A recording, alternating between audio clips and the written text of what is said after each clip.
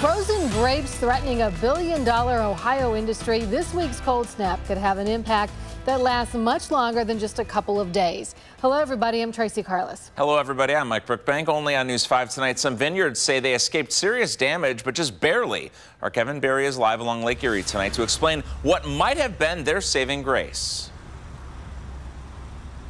Yeah, Mike, one of the many reasons there are a lot of vineyards, wineries around Lake Erie is because of the impact it has on the weather. Those vineyards tell me that the lake can sometimes help it stay just a little bit warmer, maybe just warm enough to keep entire wineries from going under because of that cold snap we had last week.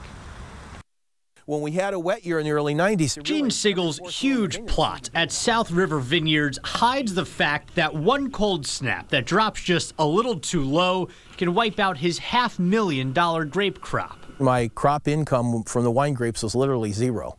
There was nothing. He says the vineyards we see here had to be cut all the way down to the ground back then. Now, he says wineries know to keep extra wine in storage just in case, because there's only so much wineries can do to protect their crop.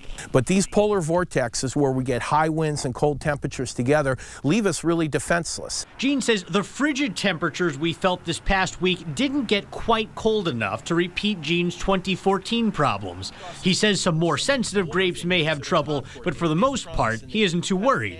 But his winery has been around for about 3 decades, a few miles away. It's too early to tell right now what the damage from this is going to be. Tom Swank's Spring Hill vineyards are much younger. They were also wiped out in 2014, and he says the vines are still feeling the effects now. A lot of them were brought back, and so they're still kind of damaged a little bit, and it might not take as much to damage them again. Tom says all he can do is wait because every year seems to bring a different challenge. It seems like there's more extremes, you know, hotter or drier, wetter or colder.